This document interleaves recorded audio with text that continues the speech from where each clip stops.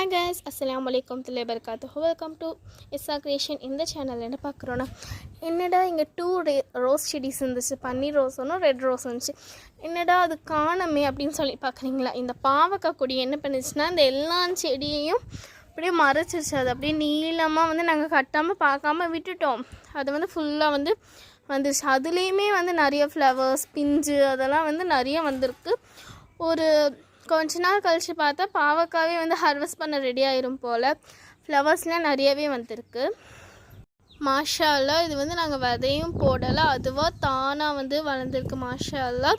நம்ம சேனல் பிடிச்சிச்சுன்னா மறக்காமல் like and subscribe. அஸ்ஸலாமு அலைக்கும் வரஹ்மத்துல்லாஹி வபரகாத்துஹு. ஹாய் கைஸ், அஸ்ஸலாமு அலைக்கும் வரஹ்மத்துல்லாஹி வபரகாத்துஹு. Welcome to Issa creation. ரொம்ப நாள் கழிச்சு வீடியோ போட்டிருக்கேன். ஸோ லைக் அண்ட் சப்ஸ்கிரைப் பண்ணிடுங்க. இது வந்து இங்கே 2 ரோஸ் செடி இருந்துச்சு. என்னென்ன இருந்துச்சுன்னா வந்து பன்னீர் ரோஸும் ரெட் ரோஸும் இருந்துச்சு. இந்த பாவக்காய் கொடி என்ன பண்ணுச்சுன்னா, அதை வந்து ஸ்டார்டிங்லேயே நாங்கள் பார்க்காம விட்டுட்டோம்.